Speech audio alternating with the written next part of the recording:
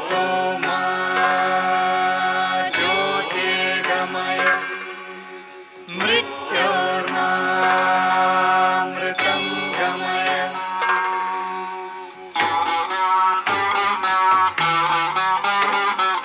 सर्वेऽपि सुखिनः सन्तु सर्वे सन्तु निरामया सर्वे भद्राणि पश्यन्तु मा कश्चित् दुःखभाग् भवेत्।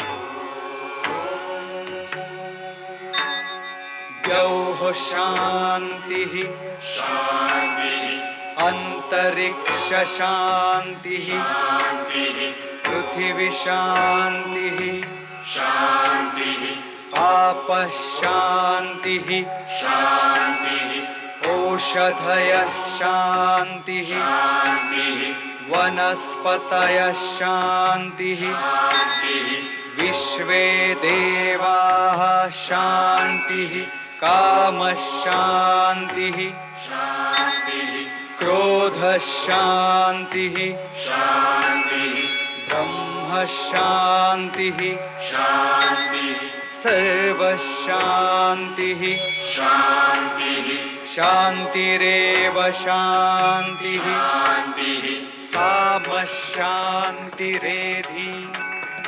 यतो यत समीहसे ततो नु अभयं कुरु शन्नः कुरु प्रजाभ्यो भयं न पशुभ्यः। सुशान्तिर्भवतु सुशान्तिर्भवतु सुशान्तिर्भवतु।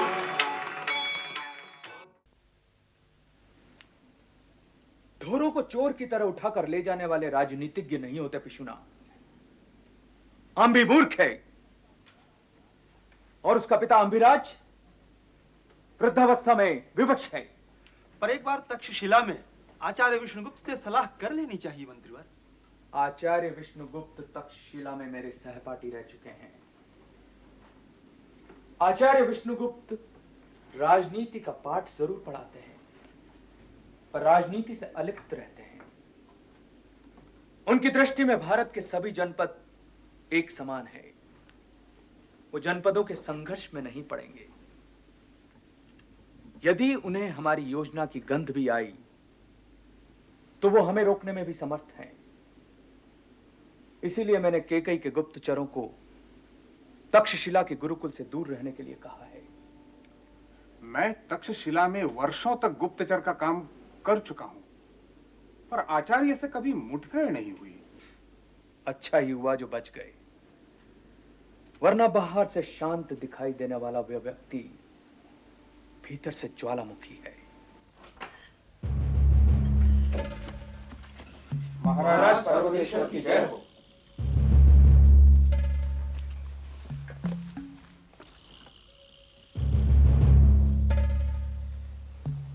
मंत्रीवर, तक्षशिला के आक्रमण के संबंध में आपने विचार तो किया ही होगा। महाराज, तक्षशिला द्वारा अकारण ही कभी सीमा विवाद कर, कभी जल वितरण विवाद कर केकई की शांति को भंग करने के प्रयासों को सदा के लिए खत्म कर देना चाहिए। पर मंत्रीवर, वे हमारे राष्ट्र के सीमा रक्षक हैं। हमें पुनः एक बार उनसे मिलकर शांतिपूर्वक बात करनी चाहिए। पर वे स्वयं को स्वतंत्र राष्ट्र समझते हैं। गांधार शकुनी का देश है महाराज। उन्हें योगेश्वर कृष्ण भी नहीं समझा सके। और कब तक हम शांति की बात करते रहेंगे? हम हमेशा शांति बनाए रखने का प्रयास करते रहे हैं। परिणाम स्वरूप केकई ने अपने नागरिकों को खोया है, अपना पशुधन खोया है, अपनी भूमि खोई है। वो हमारी भूमि हड़प करते जा रहे हैं और हम उनके समक्ष शांति का प्रस्ताव रखते हैं।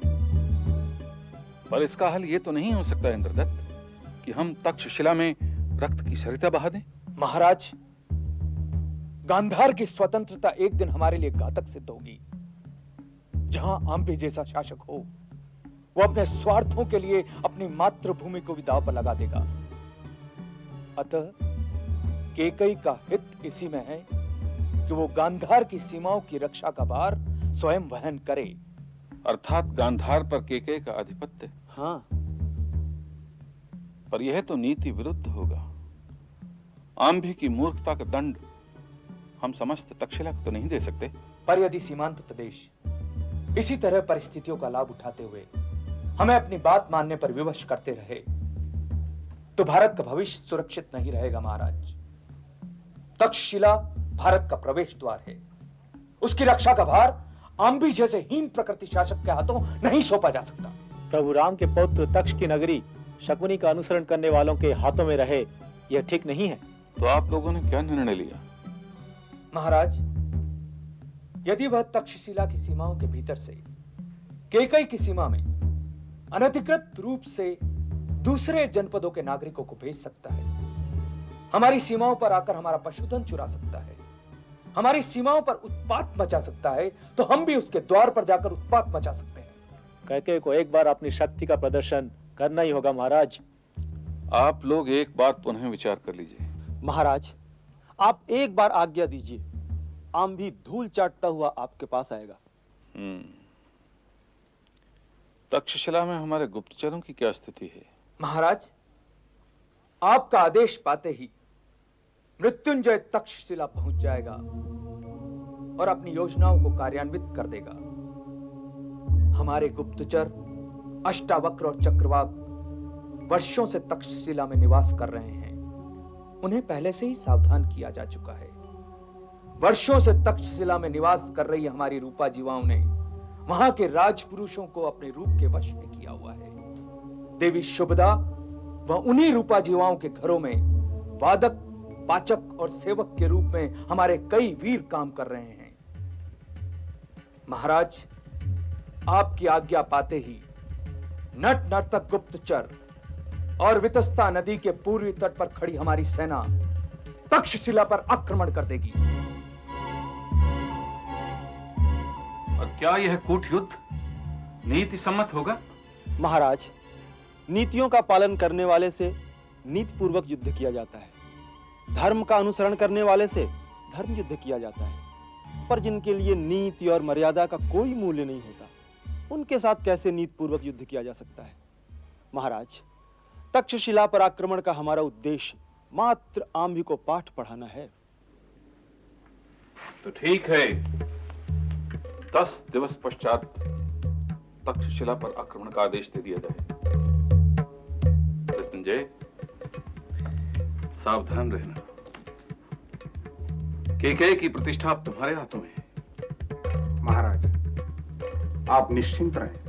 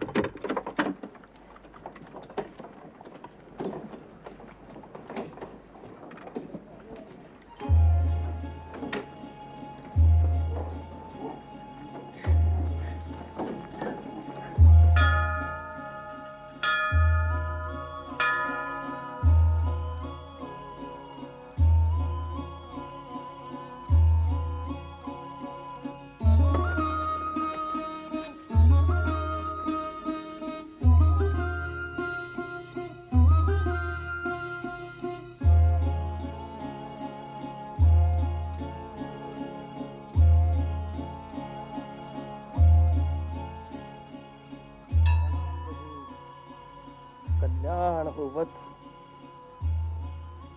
पृथ्वी नगर में आ चुका है।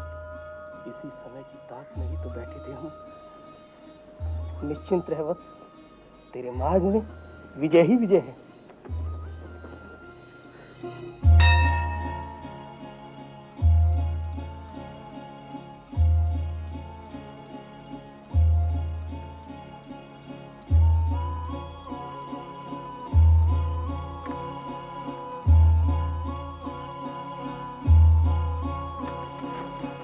प्रणाम स्वीकार करो प्रभु। वत्स, माता की बराबर सेवा करना, शीघ्र ही राजपद पाएगा। माता में भक्ति अटल रहे, कल्याण होगा। प्रणाम स्वीकार हो प्रभु। प्रणाम राजमाता।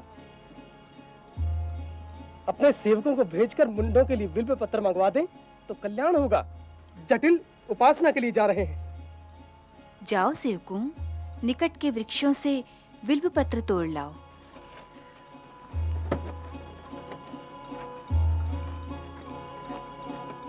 मैं राजमाता नहीं हूँ देव, मैं मंत्री सुशीर्ण की पत्नी हूँ। क्षमा करें राजमाता, नीति को कौन टाल सकता है। तेरे माथे पे राजमाता के लक्षण विधाता ने लिखे हैं, उसकी वही जानता है। कुछ दिनों पहले कुछ मुंडों ने भी यही कहा था, पर मुझे विश्वास नहीं हुआ था। मुंड तो वही पढ़ेंगे जो तेरे माथे पे लिखा है।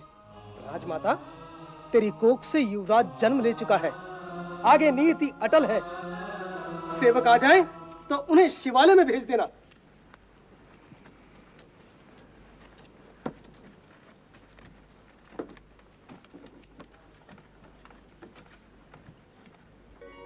मुंड तो वही पढ़ेंगे जो तेरे माथे पे लिखा है। तेरे माथे पे राजमाता के लक्षण विधाता ने लिखे हैं, उसकी वही जानता है।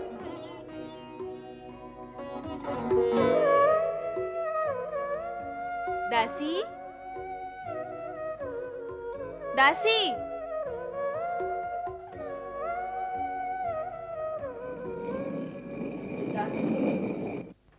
आज मेरे युवराज के लिए कुछ सुंदर पकवान बना। क्या युवराज आप भी आज घर आ रहे हैं? नहीं रे, मैं तो अपने पुत्र की बात कर रही हूँ। आज बड़ी प्रसन्न दिखाई दे रही है देवी। अरे तू भी प्रसन्न हो, शीघ्र ही तू राजमहिषी की प्रमुख दासी होगी। मेरा ऐसा भाग्य कहाँ जो राजमहिषी की मैं दासी बनूं। एक बात तो बता, क्या मैं राजमहिषी नहीं दिखाई देती? आप बहुत सुंदर हैं देवी। अतः देवी अंकिता के उद्गार सुन मैं सीधे आपके पास दौड़ी चली आई। मेरे लिए क्या आज्ञा है देव?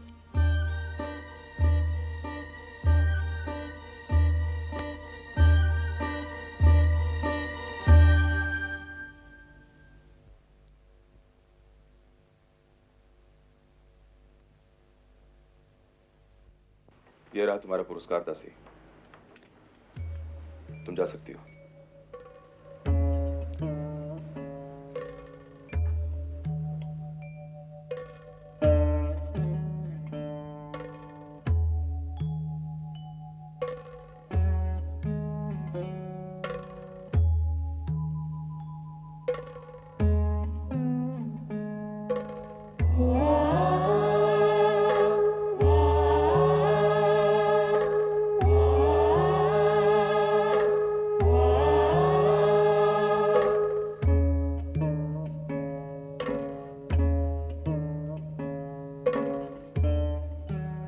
आसन आप ही के लिए रिक्त किया गया है मंत्रीवर, आप इस पर बैठेंगे नहीं? मैं कुछ समझ नहीं पा रहा हूँ देव। होता है मंत्रीवर, राजनीति में ऐसा ही होता है। राजनीति में व्यक्ति नहीं, आसन महत्वपूर्ण होता है। इसमें कोई आश्चर्य नहीं कि जो कल तक मेरा था वो कल आपका भी हो सकता है। कुछ लोग जन्म से आसन पाते हैं मंत्रीवर, कुछ लोग आसन हथियाते हैं। आपने अभी तक आसन नहीं ग्रहण किया मंत्रीवर। पर इस पर तो आपका अधिकार है युवराज। गलत कह रहे हैं आप मंत्रीवर। मेरे पास आसन हो और आपके पास आसन ना हो, यह तो अन्याय है, घोर अन्याय। यह तो असमानता हुई मंत्रीवर। इसीलिए किसी भी प्रकार आसन को हथियाना चाहिए, चाहे क्यों ना इसके लिए अनीति का आचरण किया जाए अथवा षड्यंत्रों की रचना की जाए, चाहे क्यों ना इसके लिए अपने ही स्वामी के शत्रुओं के साथ संधि की जाए। मैं आपके कहने का अर्थ नहीं समझ रहा हूं युवराज। दास नहीं कहा, इसके लिए आपका आभार मंत्रीवर।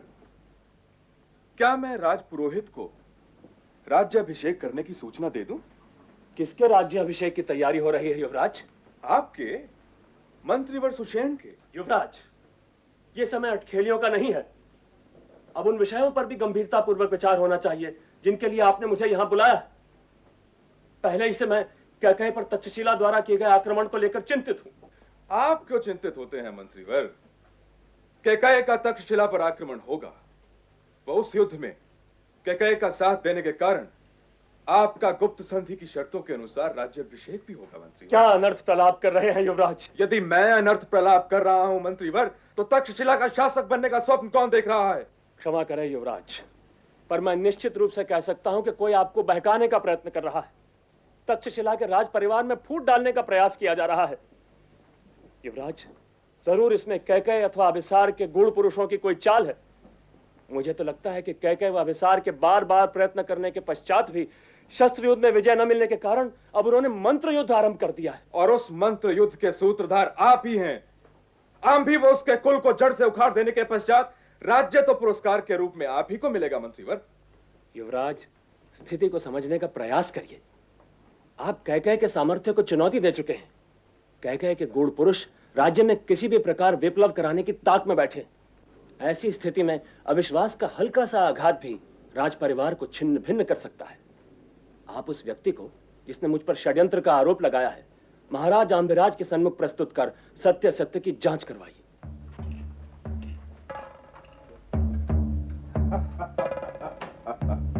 आइए आइए राजमाता, आप मंत्रीवर सुषेण को राज्याभिषेक के रूप में क्या उपहार देंगी राजमहिषी? क्षमा करें युवराज, इसमें मंत्रीवर का कोई दोष नहीं है। मैं ही मूर्ख थी जो मैंने उन जटिलों पर विश्वास किया। वह अपनी क्षुद्र बुद्धि के कारण दासी के समक्ष अनुचित उद्गारों का प्रयोग किया। मैं आपको दोष कहां दे रहा हूं देवी अंकिता? दोष तो मंत्रीवर सुषेण के महत्वाकांक्षी स्वभाव का है। युवराज, मैं आपसे सत्य ही कह रही हूँ। आज प्रातः तक्षशिला में भ्रमण कर रहे 2 जटिलों और मुंडों के समूहों ने मार्ग में मुझे दिग्भ्रमित किया। वह उन दुष्ट जटिलों ने मेरे इस त्रैण स्वभाव को उकसाने का प्रयत्न किया। उन जटिलों के सामूहिक षड्यंत्र का ही परिणाम था कि मैं उनके शब्दों में विश्वास करने लगी थी। उन जटिलों ने मुझे बार बार यह विश्वास दिलाने का प्रयत्न किया कि आप शीघ्र ही राजमहिषी अथवा राजमाता बनेगी। मेरे अपराध को क्षमा करें देव। युवराज, मैं विश्वास पूर्वक कह सकता हूं कि तक्षशिला के शत्रुओं द्वारा राज परिवार में फूट डालने का क्रम प्रारंभ हो चुका है। हमें शीघ्र ही सावधान हो जाना चाहिए। सावधान तो हमें गृह शत्रु से होना है मंत्रीवर। युवराज, ये समय एक दूसरे पर संशय करने का नहीं है। हमें एकजुट होकर इस प्रकार के प्रयासों का प्रतिकार करना है। मंत्रीवर, मैं आपको स्वयं को निर्दोष प्रमाणित करने का एक अवसर देता हूं। यदि कल सुबह तक उन जटिलों को मेरे समक्ष उपस्थित नहीं किया गया, तो तक्षशिला के राजकुल के विरुद्ध षड्यंत्र रचने के अपराध में आपको गंभीर परिणामों को भुगतना पड़ेगा।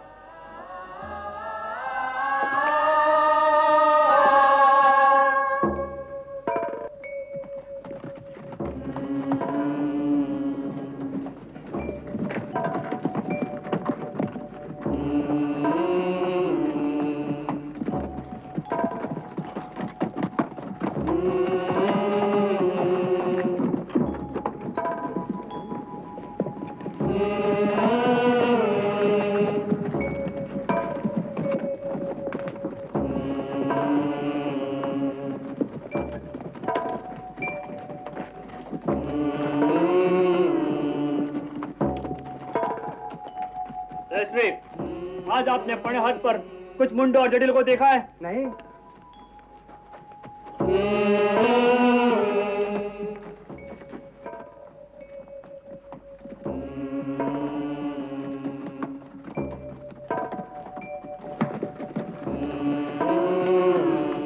मंत्रीवर, तक्षशिला की प्रत्येक वीथी, प्रत्येक महापथ, राजपथ, देवपथ व रथों पर जटिलों को ढूंढा जा चुका है, पर जटिलों का कहीं कोई चिन्ह दिखाई नहीं पड़ रहा है।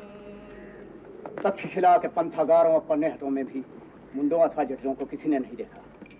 नगर के प्रत्येक द्वार पर दृष्टि रखो। नगर से आवागमन करने वाले प्रत्येक द्वार पर प्रत्येक व्यक्ति पर दृष्टि रखी जाए। यदि आवश्यकता हो तो शंकास्पद व्यक्तियों के निवासों की तलाशी भी ली जाए। किसी भी कीमत पर जटिल तक्षशिला से प्रस्थान न करने पाए। यदि कोई व्यक्ति शंकास्पद स्थिति में दिखाई पड़ता है तो उसे बंदी बनाना। जटिलों का लुप्त होना हमारे लिए जीवन मरण का प्रश्न हो सकता है। मुझसे सतत संपर्क बनाए रखो। जो आज्ञा मंत्रीवर।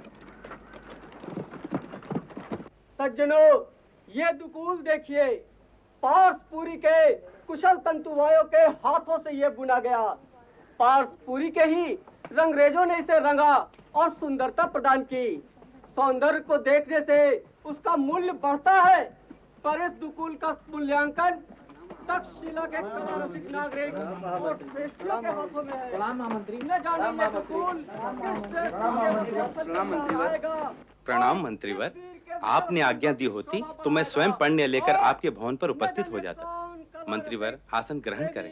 अपनी प्रेयसी के सुंदर अंगों की शोभा बनाएगा तो श्रीमान बुद्धिमान गुणवान कला। कोई आज्ञा मंत्रीवर? श्रेष्ठी, क्या तुम ऐसे जटिलों को जानते हो जो सच्ची भविष्यवाणी कर सके? आप भी भीरू स्वभाव सामान्य जनों की तरह ग्रह नक्षत्रों में विश्वास करते हैं मंत्री? बात यह है कि कुमार आम भी कुछ सिद्ध जटिलों का सम्मान करना चाहते हैं। इसलिए तुमसे पूछ रहा हूं कि यदि तुमने जटिलों को देखा हो तो उन्हें ढूंढने में आसानी होगी। जटिलों व मुंडों में मेरी कोई श्रद्धा नहीं है मंत्रीवर।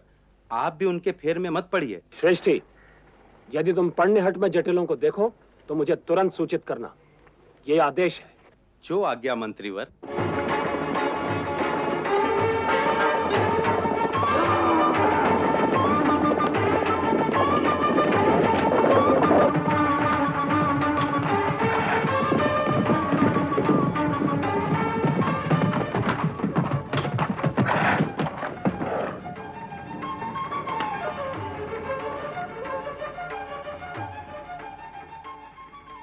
प्रयत्न करते रहो।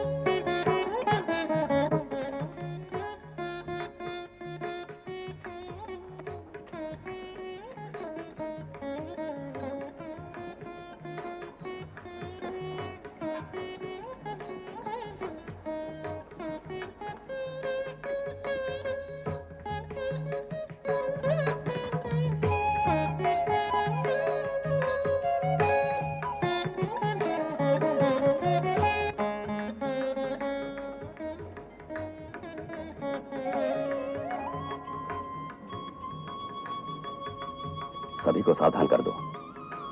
आम्ही के सैनिक सतर्क हैं। आधे प्रहर के पश्चात हमारी योजना कार्यान्वित हो जाएगी। जहां तक हो सके राजपुरुषों को मादक द्रव्यों में धुत कर दो।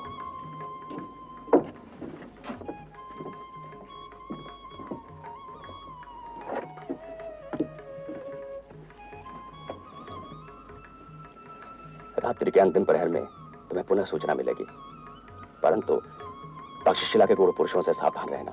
हा?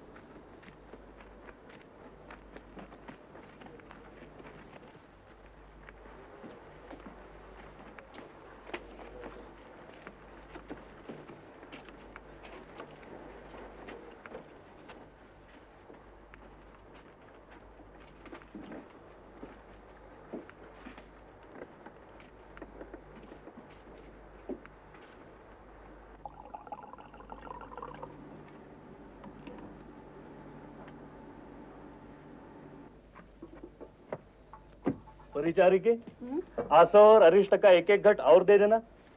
क्या बात है सेवक, तक्षशिला की प्रतिष्ठित गणिकाएं आज पूरी तक्षशिला को आसव, मैरे, मेदक, अरिष्ट और मधु में डुबो देना चाहती है, जो पल पल गणिकाओं के सेवक आसव के लिए दौड़े चले आ रहे हैं। पता नहीं, आज तो मदन भी मादकता से झूम रहा होगा, इतनी मदिरा का सेवन हो चुका है। अब मुझे भी अपने हाथों से एक चषक पिला दो ना। अब जाते हो या?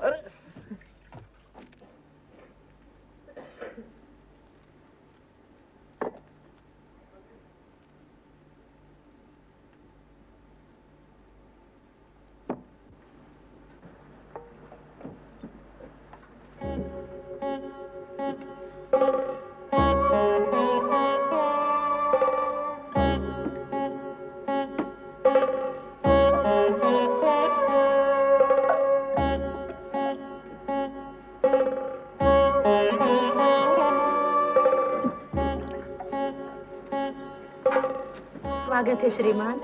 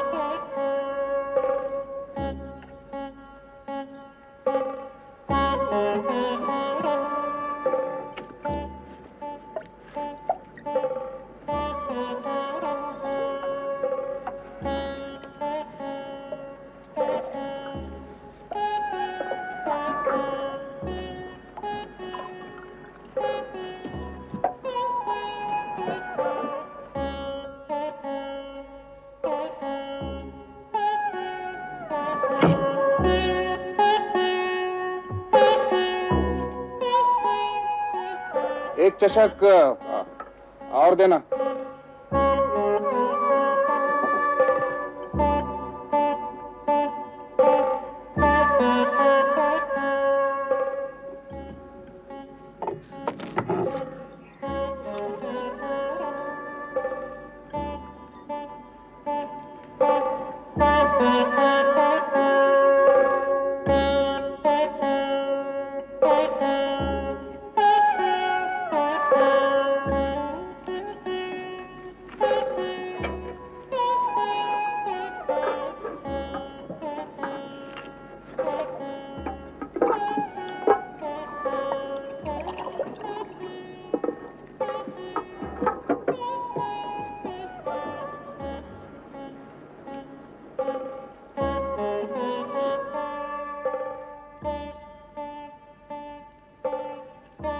तक्षशिला निवासी हो?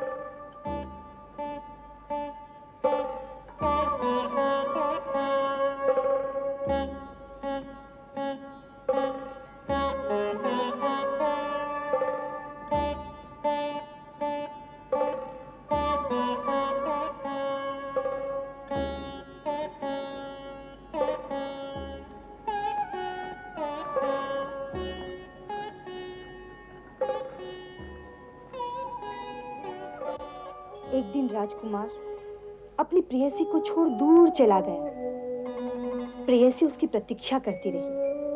दिवस, मास, वर्ष बीत गए, पर वो न लौटा। और यहाँ उसका बूढ़ा पिता अपने पुत्र की प्रतीक्षा कर रहा है, तो दूसरी ओर बूढ़े राजा का मंत्री पुत्र की अनुपस्थिति में राजा के विरुद्ध षड्यंत्र रच रहा है। उस नीच की दृष्टि राजकुमार की प्रेयसी पर भी है। उसने बूढ़े राजा की हत्या की योजना बनाई और जब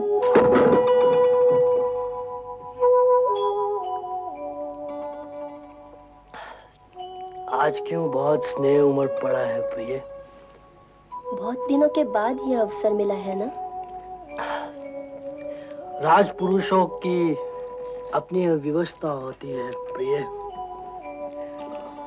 राजकीय उत्तरदायित्व से मुक्ति नहीं मिलती। क्या प्रेम करने के लिए भी मुक्त नहीं हो सकते आप? मेरी मुक्ति तो तुम हो।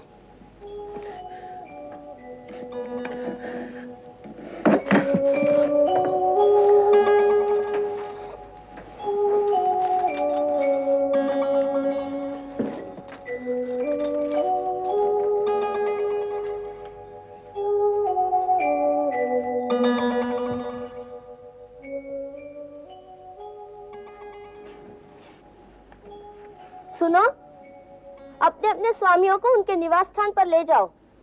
रात्रि का तीसरा पहर बीतने को है।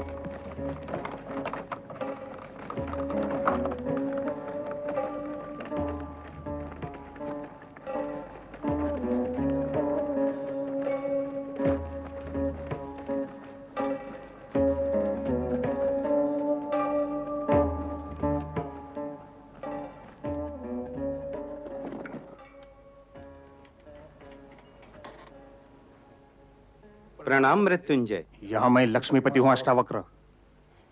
तक्षशिला के अंतपुर में कल केकई का कौन सा गुड़ पुरुष प्रवेश करेगा? लक्ष्मीपति, कल प्रातः कुमार आंभी की भारिया की दासी के साथ तक्षशिला के गणमान्य श्रेष्ठ अष्टावक्र अपने बहुमूल्य पढ़ने के साथ अंतपुर में प्रवेश करेंगे। भावी राजमहर्षि ने स्वयं बुलाया है। दासी विश्वस्त है? मेरी प्रेयसी है देव, उसी के द्वारा मेरे पढ़ने की प्रशंसा भावी राजमहर्षि तक पहुंची है। कब से यह प्रेम प्रकरण प्रारंभ हुआ अष्टावक्र? जब से तक्षशिला आया हूँ। बड़ी चतुर हो। अंतपुर से संपर्क स्थापित करने का यही एक मार्ग था। तो उसके लिए दासी ही मिली? मूर्ख है, राज सेवा से मुक्त करा उससे विवाह करने का मैंने वचन दिया है। तो अपने वचन का पालन नहीं करोगे अष्टावक्र? श्रम तो बहुत किया है और कष्ट भी बहुत झेले हैं। बस आपकी आज्ञा होनी चाहिए। बस कल हमारी परीक्षा हो जाने दो, फिर तुम मुक्त हो।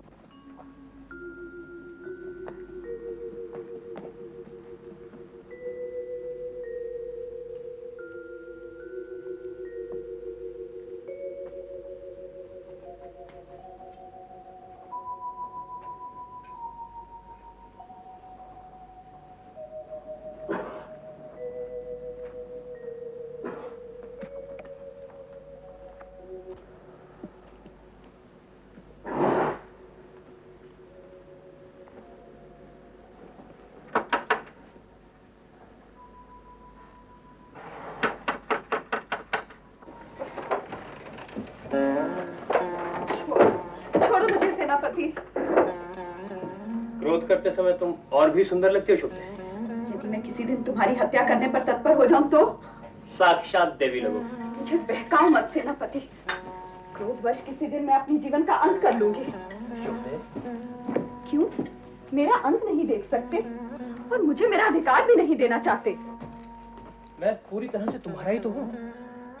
तुम मेरे भीतर जल रही अग्नि को नहीं समझ पाओगे सेनापति। मैं पल पल तुम्हारी प्रतीक्षा में जलती रहती हूँ। आओ मेरे निकट आओ। नहीं, आज तुम्हें भी प्रतीक्षा करनी होगी। मैं कहती हूँ छोड़ो मुझे, वरना आज कुछ अनिष्ट हो जाएगा। आज तुम्हारा जो जी चाहता है कहो। अब परिणाम की परवाह नहीं है मुझे।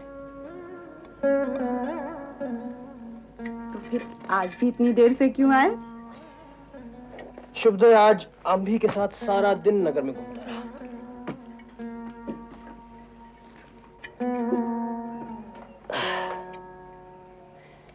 न जाने कहां से उसके मन में कैकई के गुप्त षड्यंत्रों का भय बैठ गया है। आज सारा दिन नगर की प्रत्येक वीथी में जटिलों और मुंडों को ढूंढता रहा। मंत्री सुषेण भी यही कह रहे थे। न जाने क्या हो गया है उसे। यदि युवराज आंबी आज भी आ गए तो? नाम मत लो उस मूर्ख का। उसी के कारण सारा राज परिवार दुखी है। कभी वितस्ता के जल का वितरण, कभी सीमा विवाद को लेकर अनायास ही कैकई से विवाद करता रहता है। अपने सेनापति मुझसे डाकुओं और लुटेरों के काम करवाता है। एक राज्य का सेनापति ढोरों को भगा कर लाता है। तो कैकई इस विवाद का अंत क्यों नहीं कर देता? कैसे होगा? सारे विवाद गढ़े हुए विवाद हैं। और कैकई विवाद का अंत कर दे तो भी तक्षशिला और कैकई में मित्रता संभव नहीं है। क्यों? असली विवाद पर्वतेश्वर की पुत्री को लेकर है। आंभी की दृष्टि पर्वतेश्वर की पुत्री पर है और साथ ही कैकई की कामना भी। पर ऐसे मूर्ख को अपनी पुत्री देगा कौन? कैकई राज कई बार उसका प्रस्ताव ठुकरा चुके हैं। अपनी सीमाएं सुदृढ़ करने के बजाय वो कैकई और अभिसार से शत्रुता कर बैठा है। क्या सोच रही हो? कुछ नहीं। आज आसव नहीं पिलाओगी?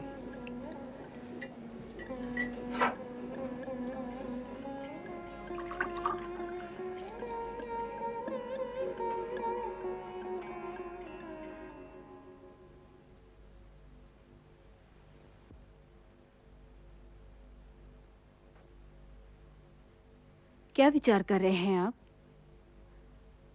प्रातः होते ही महाराज आंबीराज के समक्ष सत्य घटना का निवेदन कर देना। आंबीराज दयालु हैं, वे अवश्य क्षमा कर देंगे। तुम आंभी को नहीं जानती अंकिते। मैंने निर्णय कर लिया है। सूर्योदय से पहले ही हमें तक्षशिला का त्याग करना होगा। क्या इसके अतिरिक्त कोई मार्ग नहीं है? जीवित रहने का शायद इसके अलावा और कोई मार्ग नहीं है। आज बड़ा विचित्र व्यवहार कर रही हो तुम शुभदे। पता नहीं कब व्यक्ति अभिनय करते करते स्वयं अपनी भावनाओं से खेलने लगता है सेनापति। कौन अभिनय कर रहा है? मैं। बहुत भावुक हो रही हो तुम आज। स्त्री को तुम नहीं समझोगे सेनापति। क्या हुआ है तुम्हें? कुछ नहीं।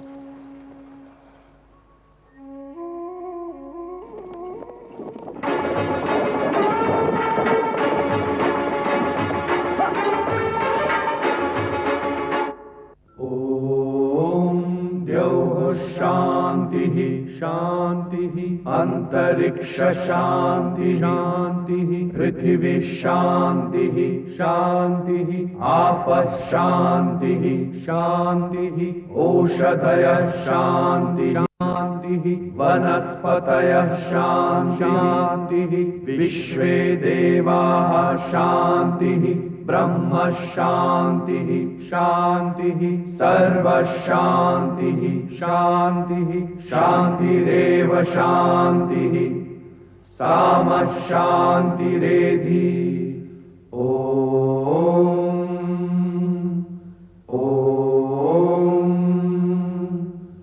द्यौः शांतिः शांतिः अंतरिक्ष शांतिः शांतिः पृथिवी शांतिः शांतिः आपः शांतिः शांतिः ओषधयः शांतिः शांतिः वनस्पतयः शांतिः विश्वे देवाः शांतिः ब्रह्म शांतिः शांतिः सर्व शांतिः।